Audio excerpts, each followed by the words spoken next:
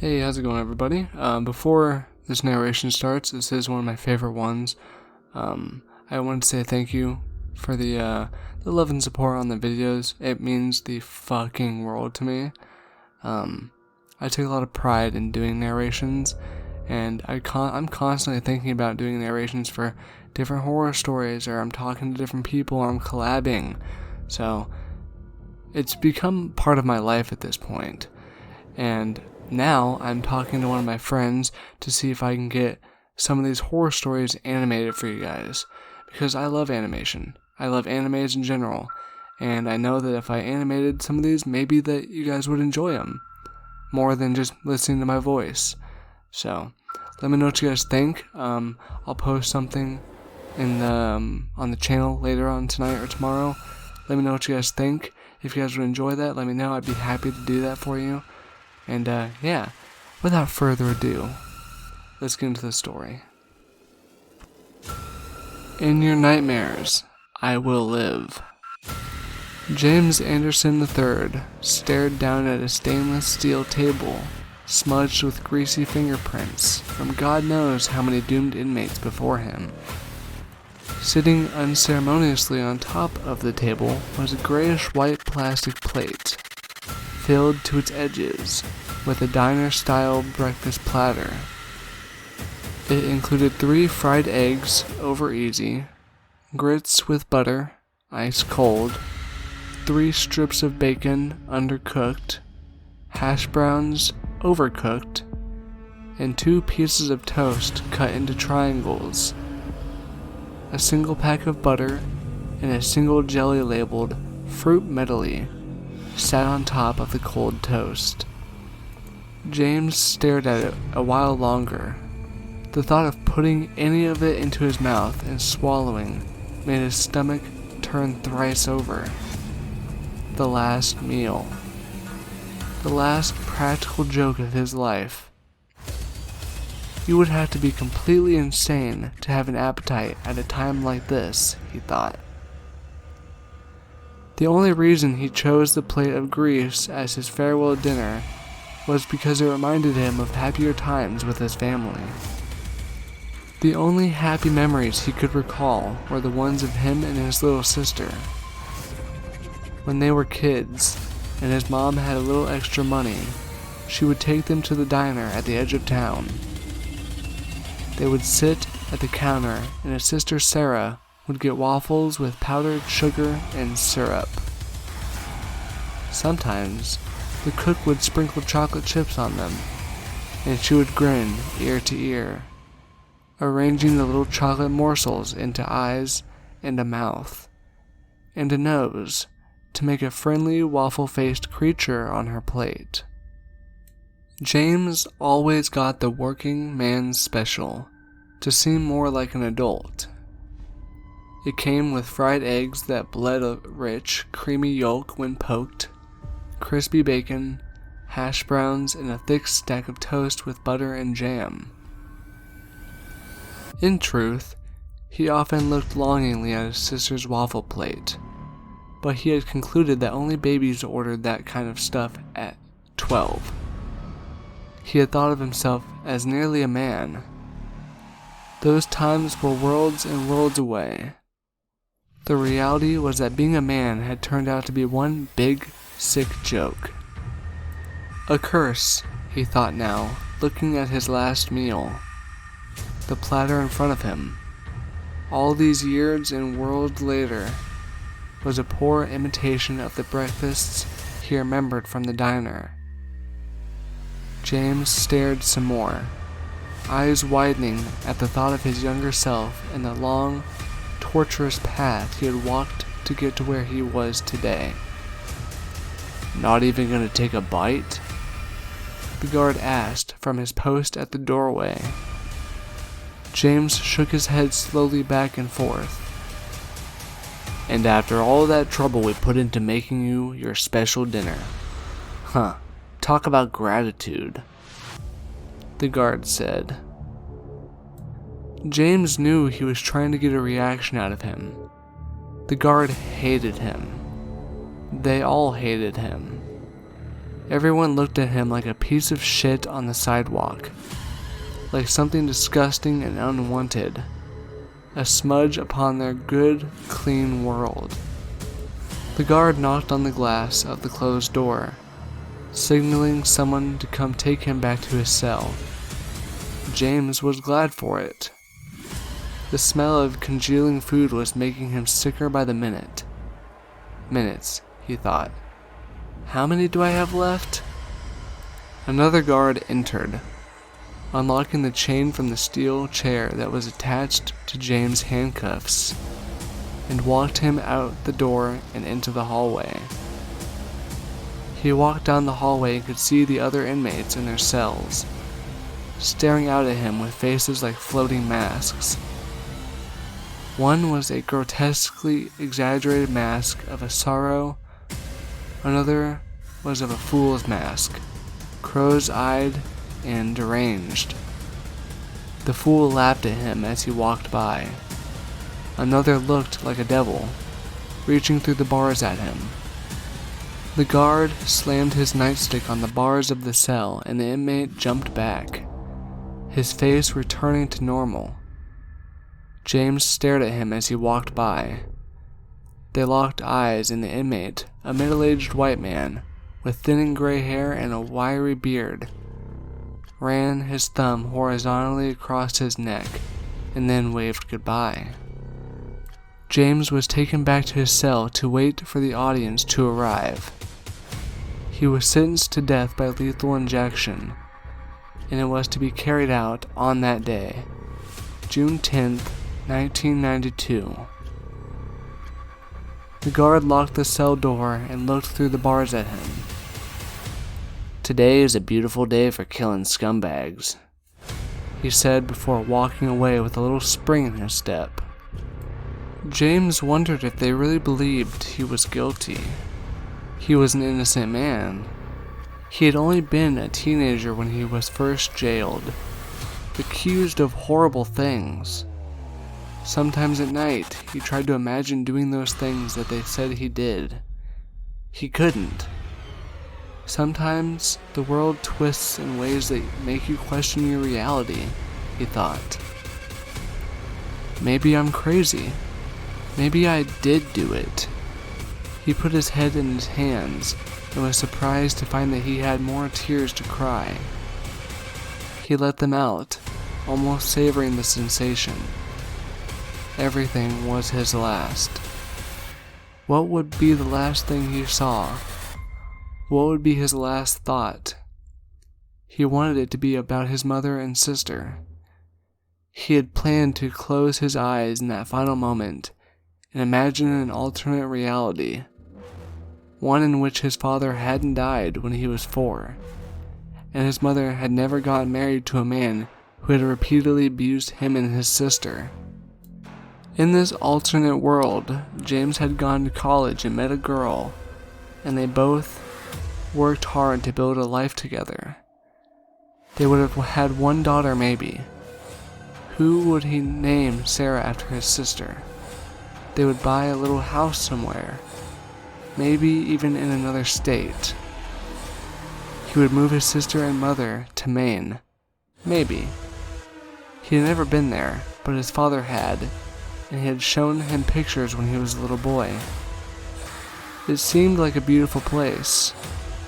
They would live in a little cottage and smell the pine trees and the salty sea and be happy. He would picture that life from beginning to end as they injected him with the poison that would kill him. Maybe death would take him there if he was lucky. James was pulled out of his fantasy by footsteps approaching his cell. They were heavy and slow. He didn't recognize them. He knew the sound of all the guards' footsteps, and these did not match. They got louder until a pair of old, worn-out penny loafers stopped in front of his cell. James looked at the shoes, then scanned up to the faded corduroy pants, the potbelly stretching the buttons of a beige button-down shirt, a brown and yellow striped tie, tweed jacket, and finally up to the round head of the man. His thin lips were mostly hidden by a gray mustache, and his nose was round and red, with long, dark hairs poking out. His eyes, a greenish-brown, shone out at James from beyond a pair of wire-rimmed glasses. "Hello, James," the man said, and smiled guiltily at having intruded on his solitude. "My name is Mr. Archin. I just have a wee bit of paperwork here for you to sign before the big event," he said while rooting through a pile of papers in a folder. He looked at the grim look on James's face and corrected himself. "Well, that is to say, your execution, to be frank." "Hey, what do you know? That's my first name. Call me Frank, if you like," he said with a self-conscious chuckle. "Are you a lawyer?" James said, mostly just to say anything. He was not expecting to see anyone else before they took him to the execution room. As if in response to his question, the cell door slid open with a metallic clang. Mr. Archin stepped into the room, and the door slid closed behind him. James was surprised the guards would use the automatic unlock system for this. He assumed unarmed civilian to visit his cell, but here he was stepping into the cell of a supposed murderer without the slightest hesitation. The rest of the cell block was eerily silent. James had gotten used to the continuous sound of shouting, jeering, begging, and quite often praying. He wondered who they thought they were praying to.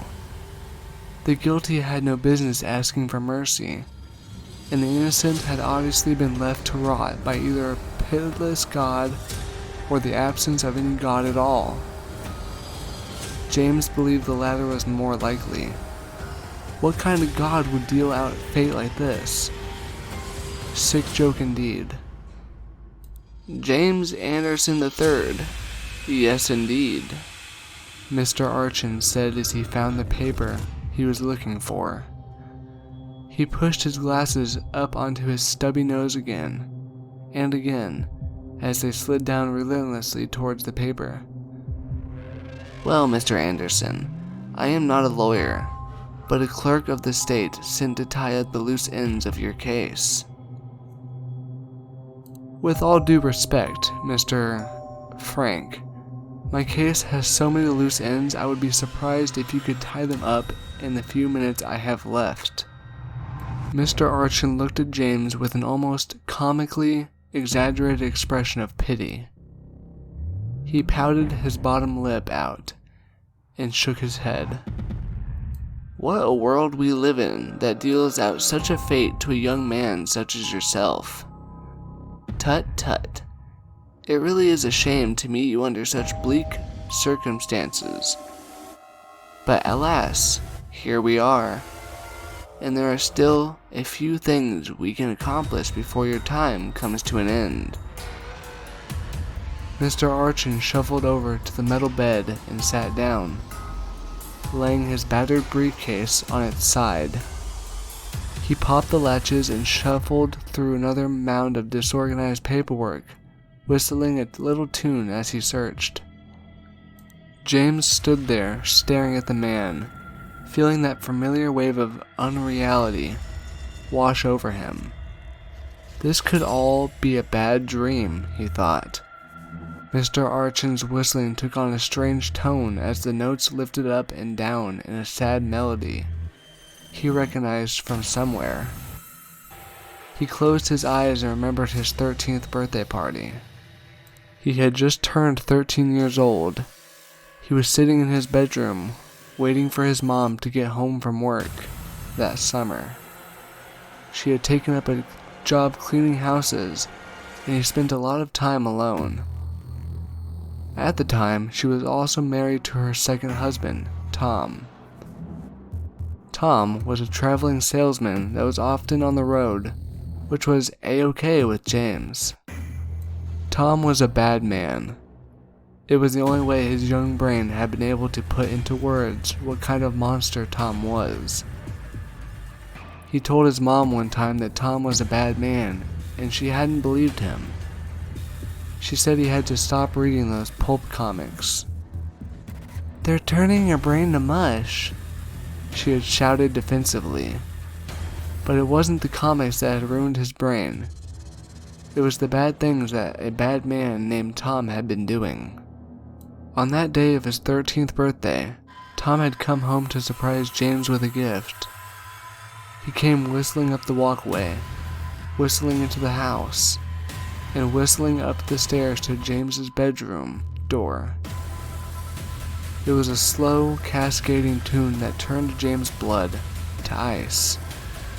"James, the birthday boy," Tom said outside the door with a flourish of little knocks.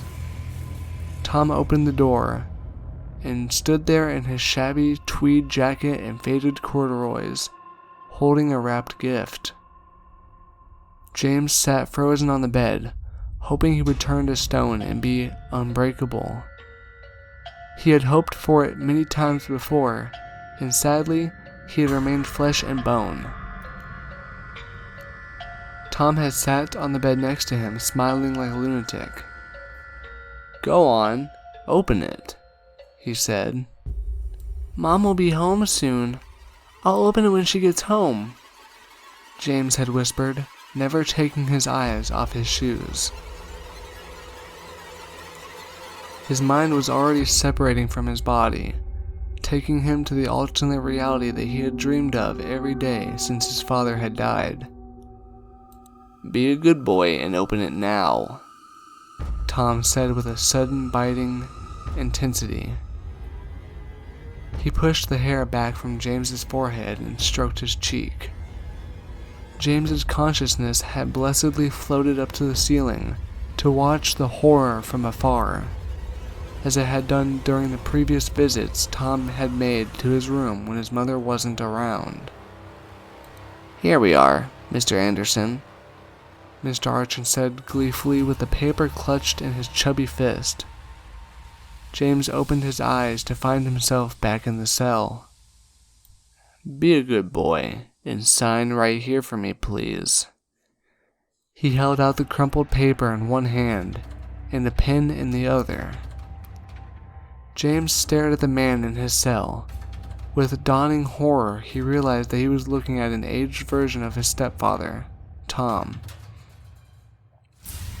He jumped back against the cell door, clutching himself tightly as he had a child, trying to turn to stone. Now, James, there's no need to be frightened. It's just a simple form stating that you are a very bad man who has done very bad things." "You're dead. I saw it in the paper. You died 15 years ago. You're dead," James whispered, clutching himself tighter. His whole body shook. Mr. Archin's smile widened. His eyes, which had seemed greenish-brown before, looked yellow now. His glasses slid down his sweaty nose again, and those dead, yellow eyes stared nakedly at James's terrified face. They were the eyes of a corpse. "I'm not dead, James. You're dead. Dead as a doornail." He cackled and threw back his head with glee at his own cleverness. The thing that called itself Frank Archin stood up, and James watched in sick horror as one of his shirt buttons popped off as his bloated purple belly expanded. The smell of decay filled the cell. James turned and gripped the bars, pressing his face against them to look for a guard. "Help me! Help me!" James screamed into a silent hallway. A hand gripped his shoulder and he screamed. He turned around and looked into the face of his mother. "James," she sobbed. She stepped back towards the bed and picked up one of the crumpled pieces of paper from Mr. Archin's pile. James looked wildly around the cell. There was no sign of the Mr. Archin, Tom creature. He looked back at his mother, who was wearing one of her old house dresses. Her graying hair was coming loose from her usually neat bun. She looked very old and tired. She was looking at the piece of paper with her hand over her mouth, aghast. "James, how could you?" she said. "Mom, what are you doing in here? What's happening?" he screamed, shaking and crying. "Breaking? Entering? Rape? Murder? Why did you do that to that old woman? How could you?" she said, backing away from him, shaking her head. "You know I didn't do any of that. You know that. They framed me," he shouted back at her. "Your sister is so disappointed in you," she said. No, James said, sliding down the bars to the floor. "I am a statue made of stone, and nothing can break me," he thought desperately. He cupped his elbows and made himself small, shuddering and gasping for air. "Someone stop this! Someone help me!" he said quietly to no one. "Why won't anyone help me?" he screamed. There was no reply. The silence engulfed him. He felt paralyzed in fear and sorrow, and for a moment, he really believed he had turned to stone, a marble monument to his suffering. Here stood a boy who was fed nothing but pain, and in payment was handed a death sentence for heinous crimes he did not commit. Justice is dead. Life is a sick joke. The end. An eternity passed, and the silence coaxed James out of his paralysis. He opened his eyes. A woman sat on his bed, a stranger. Her presence calmed him. She was young and beautiful. Her green eyes glowed out of a face with sharp, comely features. Her dark hair cascaded past her shoulders, shiny and smooth. She wore an expensive-looking black suit, tailored to perfection. She had one leg crossed over the other and a foot with a pointy, black-heeled shoe bouncing up and down. She looked completely at home and elegant in a jail cell on death row. "What is this? Am I going crazy?" he asked the woman. "No, James. You just took a trip through your own brain," she said with a calm smile. "My mother, she really thinks I did all these things?" he cried with the heartbreaking strength of a child. "No, dear. She is waiting for you in the audience. She and your sister are heartbroken that you are paying for the sins of someone else. They believe you. I believe you." "I don't understand," he said. His tears dried up at last, and he sat in stunned silence, waiting for something, anything, to make this all stop. "Mr. Archin was Tom. He's dead. He was here," he said. "No, I am Mr. Archin," she said with the patience of a mother talking to her beloved toddler. "You?" "Yes, James, I am Mr. Archin. I showed you those things. I don't want you to die without realizing the full extent of your misfortune. I want you to feel the injustice that has been done to you. Your life was worth so much more, and these people took it from you. Tom, the lawyers, the guards, all the people sitting out there waiting excitedly for you to die in front of them. I never did those things. They don't know me," he said. I know that, my love, she said as she stood up. She reached down with perfectly manicured nails and took his hands in hers. He suddenly felt a warm, spreading joy that he had never known before rush through him. She pulled him to his feet and looked down at him. She was at least a foot taller than he was. James, she said as she tilted her head and arched one of her exquisitely dramatic eyebrows. Did you know that when your mother and sister were seated on the family side of the execution room just now, the mob on the other side threw things at them? No, he said. Did you know that one man spat in your sister's face and called her a slut? No. Did you know that they are sitting in there right now cursing your dear mother and sister for simply being related to a monster such as yourself? James shook his head, no, and looked down at the floor. He felt his cheeks go hot with the beginning of deep rage. They are going to cheer when you take your last breath. When you think your last thought, they will be laughing and smiling, and your family will walk out of there humiliated and harassed, probably for the rest of their lives. It's not their fault, James said, clenching his teeth. Of course not. It's these people, she said with a voice that echoed in his head through all the years of his life. All the injustices he had been dealt for simply being born. Wrong place at the wrong time. And here comes the punchline, he thought, through a thickening red curtain of anger. James squeezed his eyes shut and clenched the fists so tightly that his fingernails drew blood in the soft pads of his hands. He gulped in the rancid air of his cell and screamed with every ounce of energy he had left. When the last of the howl had escaped him, he fell to his knees, panting. What can I do? What can I do? He said. Do you believe in immortality? She said. I don't know what you mean, he said, looking up into her beautiful face. I am the bringer of justice for lost souls. You deserve revenge. What will your last thought be, James? I don't know. I want my family to be happy.